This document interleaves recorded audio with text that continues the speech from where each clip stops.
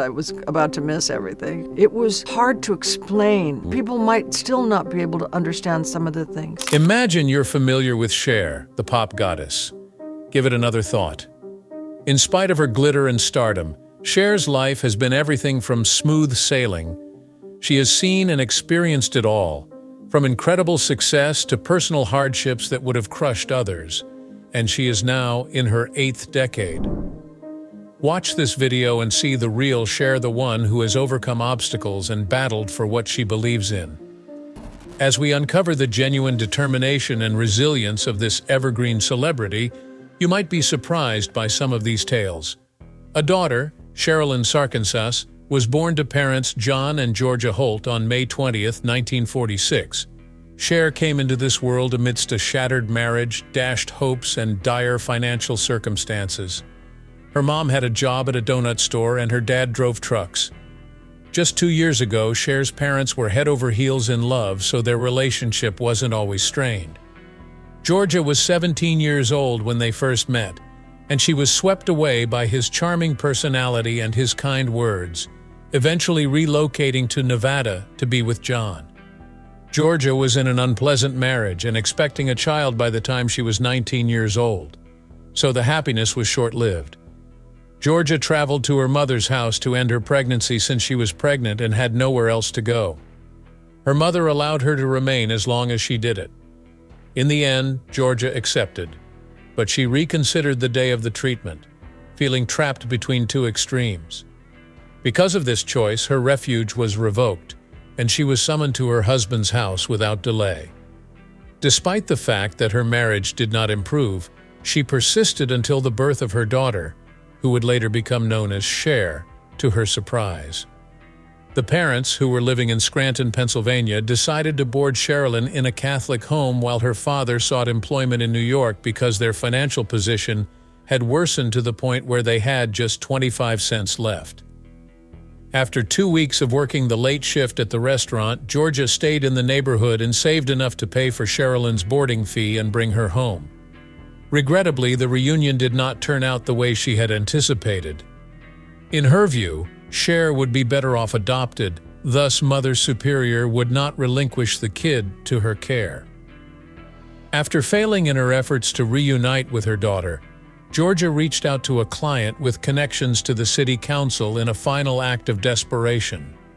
Thankfully, the client assisted her in retrieving Cher, and the mother and daughter were reunited. In what was then referred to as a Reno cure, a brief divorce, Cher's parents ended the marriage when she was just 10 months old, after they had nearly lost their child, their previous problems, and the relocation to New York had left the marriage in a poor position. Cher and Georgia went live with her grandmother when her parents' marriage ended, which happened to be at the same time as her grandparents' marriage ended. Afterwards, Georgia chose to start again by changing her name from Jackie Jean. Georgia resolved to make a difference for herself and her daughter by pursuing acting professionally. Going to a beauty pageant was the best method to get a talent scout to notice you back in the day. Georgia may have felt self-conscious about her appearance, but the judges saw beyond her insecurities and awarded her a scholarship to the esteemed Ben Bard Players at the drama school. The mother-daughter dynamic was flourishing, and Georgia thought she had rediscovered love with Chris Alcade. Despite what seemed like a promising beginning, the marriage ended abruptly 3 years later, with Georgia attributing the breakup to feelings of insecurity and envy.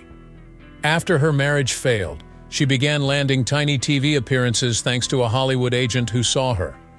This launched her acting career.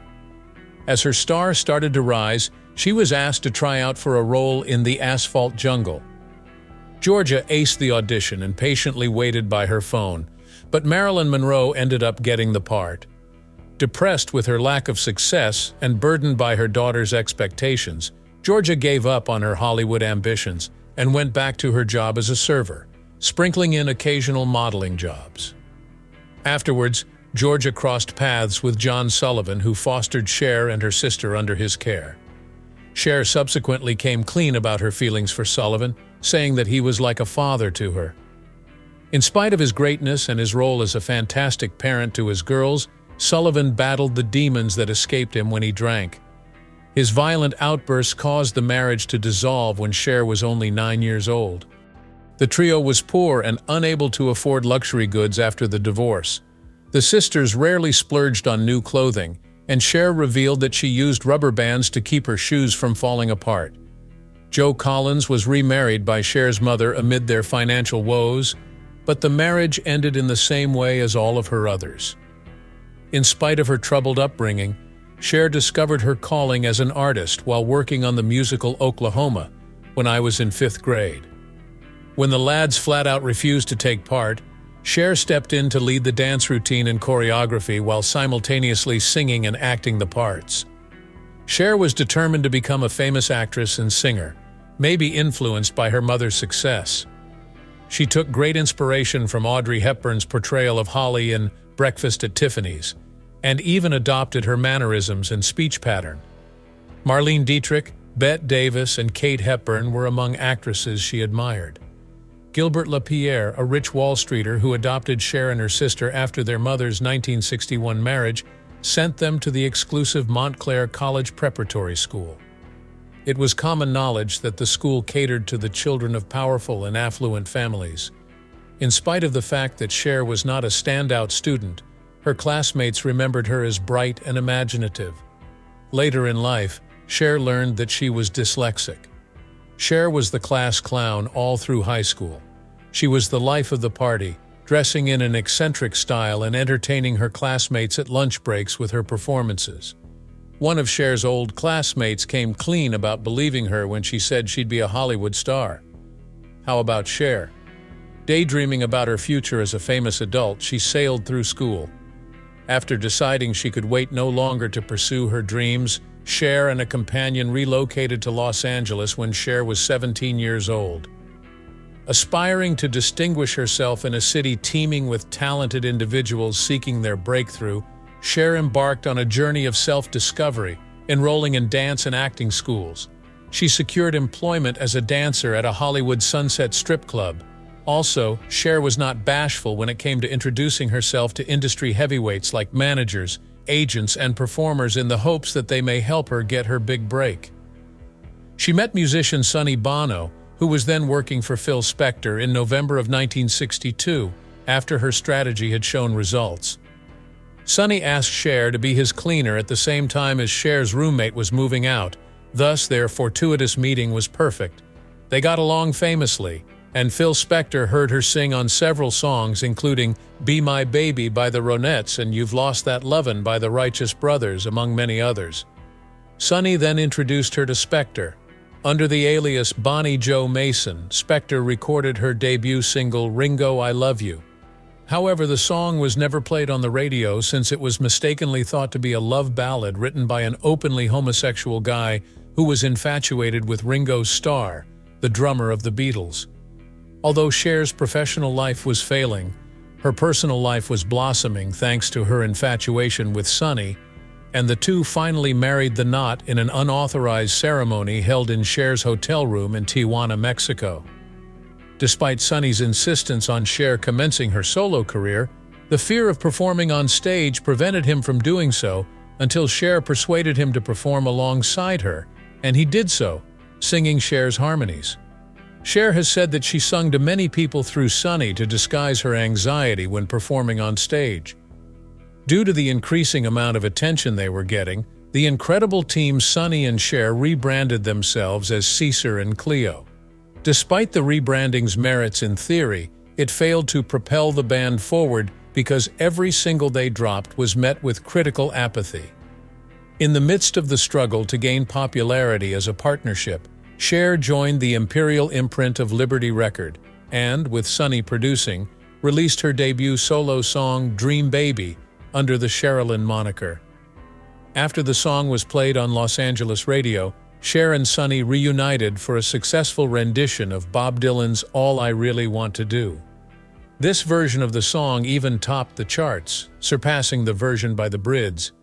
With her cover reaching number 16 on the U.S.'s Billboard Hot 100, Cher became an overnight sensation. After her first album, All I Really Want to Do, reached number 16 on the Billboard 200, Cher returned to the studio to record her debut pop album, Look at Us, with Sonny. Cher's album was doing okay, but she wasn't ready for the success of her collaboration with Sonny.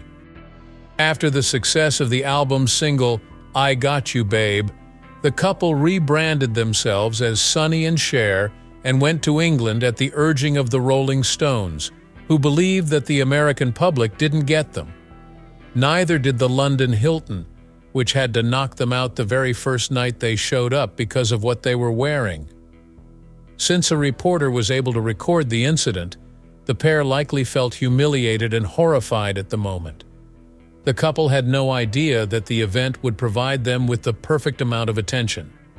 After the photos were released the following morning, the city went absolutely crazy over them, and the song I Got You Babe surpassed the Beatles and reached the top spot on the Billboard Hot 100, removing them from their position of dominion. Additionally, the album Look at Us reached and maintained the #2 spot on the Billboard for a total of 8 weeks. When it came to fame and fortune, Cher and Sonny were on par with other renowned artists like the Beatles and Elvis Presley. Songs like Baby Don't Go, The Beat Goes On, and All I Ever Need Is You were popular while Sonny and Cher were at the height of their popularity. No matter how successful they were as a couple, Cher never stopped pursuing a solo career. She released 2 albums under the Sonny side of Cher banner, including the smash song Bang Bang, My Baby Shot Me Down, and another album. As a result of their music being overwhelmed by the heavy, loud sounds that led to the success of Jefferson Airplane and Cream in the late 60s, Sonny and Cher faced a dip in their career. Cher adored the sound and was open to change, but Sonny disagreed, and the band's chart performance continued to decline. At the height of the sexual revolution and drug culture in America, Sonny and Cher alienated their younger audience by choosing to remain monogamous and by taking an anti-drug stance. Unfazed, Cher went back to work on her album Backstage, which explored anti-war themes and a variety of genres, but it did not make it into the Hot 100. Cher was let go by Imperial Records, and Sonny and Cher were let go by Atco, all because their careers were not showing any signs of improvement. But the latter signed Cher to a solo record called 3614 Jackson Highway, which was critically acclaimed but commercially unsuccessful. After Cher released her debut album under Atco without Sonny's guidance, he forbade her from releasing any more songs with the label. Even though Cher's profession took a beating in the spotlight, the ups and downs in her personal life didn't help her weather the storm. Cher experienced a miscarriage after her first pregnancy in July 1967, and Sonny went on to date other women. When Sonny came back, he wanted to reunite with his wife and propose marriage, but their marriage was hanging by a thread. They were able to put their disagreements aside, tie the knot, and have a baby boy, Chaz Bono. Trying to recover after a setback. After getting back together, the power couple were determined to make a comeback, so they remortgaged their home to finance the film Chastity. Sonny wrote and produced the film, and Cher starred as the lead. Unfortunately, the film bombed at the box office, leaving the couple with a $190,000 debt plus back taxes. From that point on, things escalated rapidly, and the duo began preparing an adult-oriented nightclub routine. Unfortunately, they were unsuccessful and heckled by fans, which prompted Cher to retaliate by heckling both the audience and Sonny, who attempted to scold her. Viewers were captivated by the unexpected turn of events, which added a fresh selling point and drew in viewers. They were invited to make guest appearances on primetime shows, where they embraced a more mature and sophisticated image after Cher's performance on their movie Chastity, and their newly heckling crowd drew the attention of TV executives. Sonny and Cher caught Fred Silverman's eye after their many TV guest appearances. He offered them a series called The Sonny and Cher Comedy Hour that would air over the summer as a replacement series, but thanks to its success, would be renewed for the rest of the year. Over the course of its 3 seasons, the show drew over 30 million viewers each week, who lauded its warmth, humor, and impeccable timing for humorous moments. Viewers also loved little Chaz Bono's appearances since they showed the ideal family. Cher honed her acting chops throughout her tenure on the program, where she played a wide range of roles in skits, including the sassy waitress Rosa, the loud housewife Larvain, and even historical figures like Cleopatra and Miss Sadie Thompson. Sonny and Cher's signing with Cap Records, a branch of MCA Records, was a natural progression for their musical careers after their commercial success on television.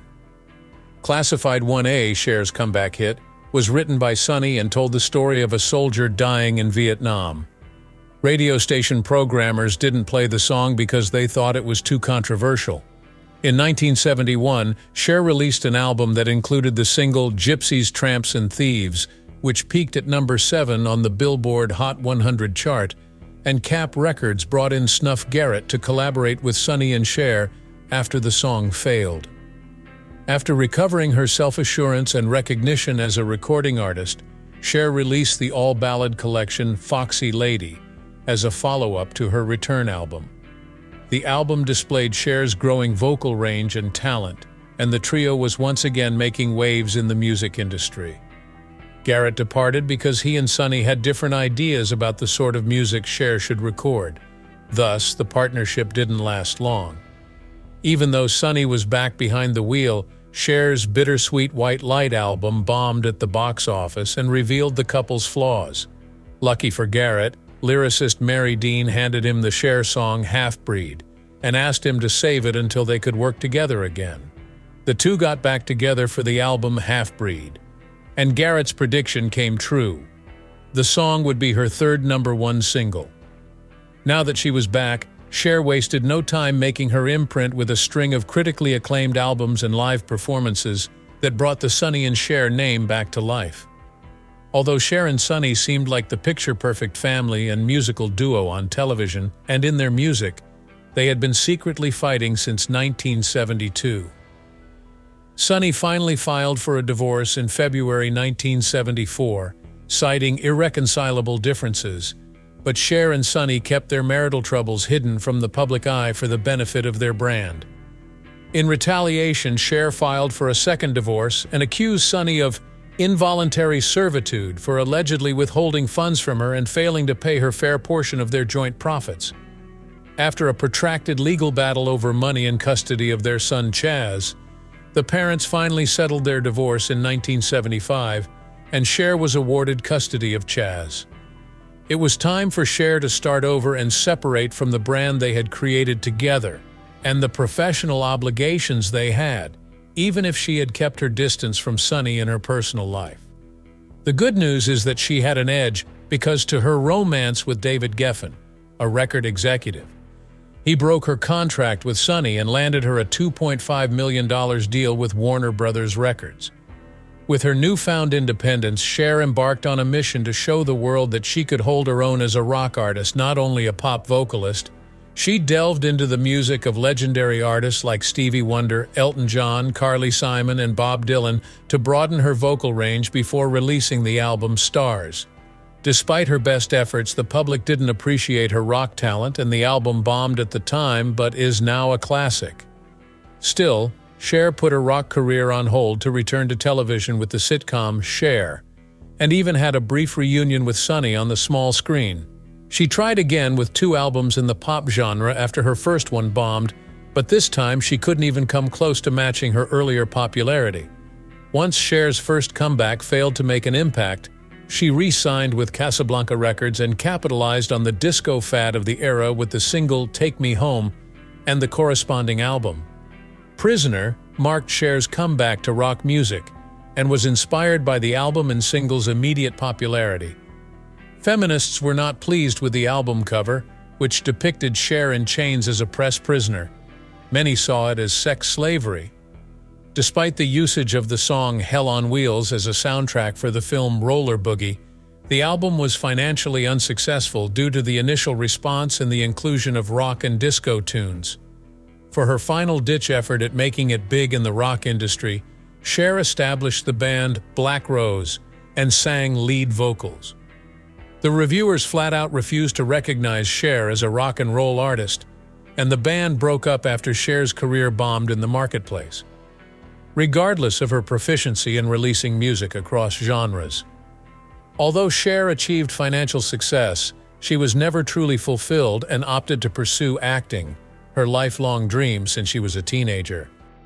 Even though she had some acting experience from her 2 films with Sonny, they bombed at the box office and nobody took her seriously as an actress. Cher was cast in the Broadway stage production of Come Back to Thar 5 and Dime, Jimmy Dean, before she even enrolled at the Actors Studio because to her dogged drive.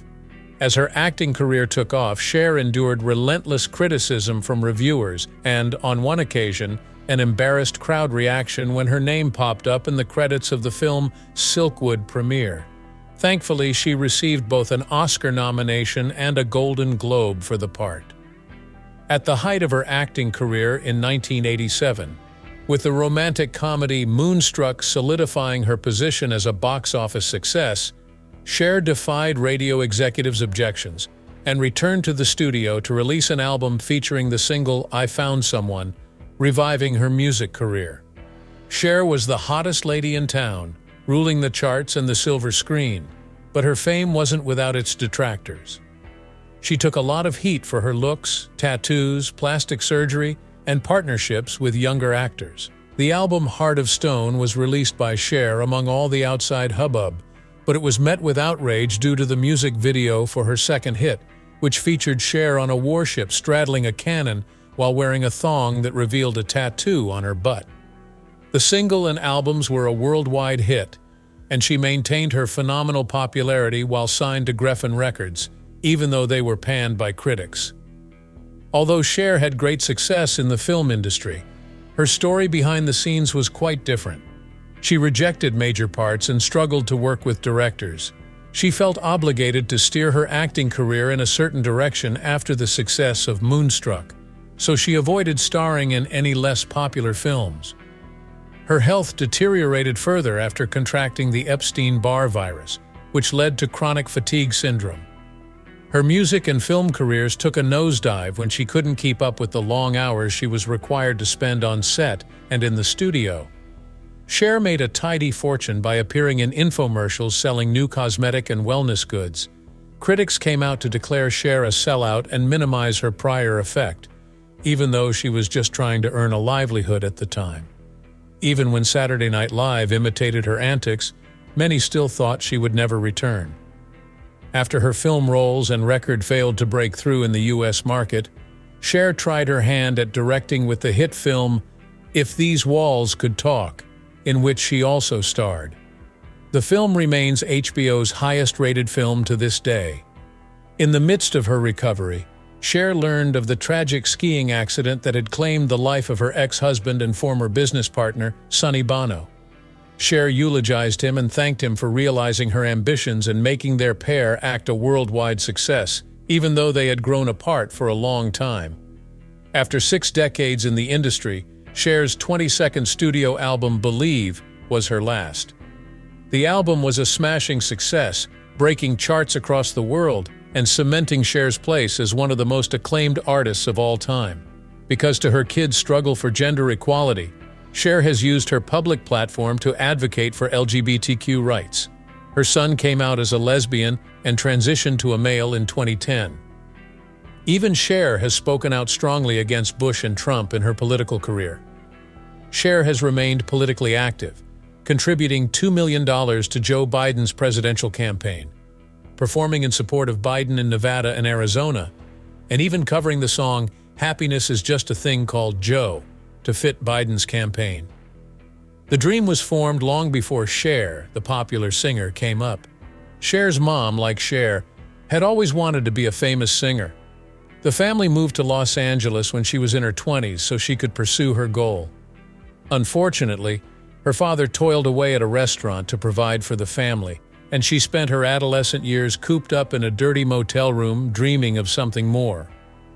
Before meeting Craig Spencer, Georgia had given up on her ambition of becoming a Hollywood star because she was so disheartened and had a child to support. Now that her children were grown, Spencer encouraged Georgia to follow her goals and even set her up with a performance with Elvis Presley's band. Her excitement for the chance quickly faded as she dove headfirst into her work, but the record never saw the light of day, and neither did she. Cher eventually retrieved the tapes, had them cleaned, and then recorded a studio session with her mom for Honky Tonky Woman. The album contains a duet sung by both mom and daughter, realizing the ambition of the young girl who departed from home to pursue her dreams. For tuning in, I'm grateful. Leave a comment telling us what you think of Cher's life and her strength.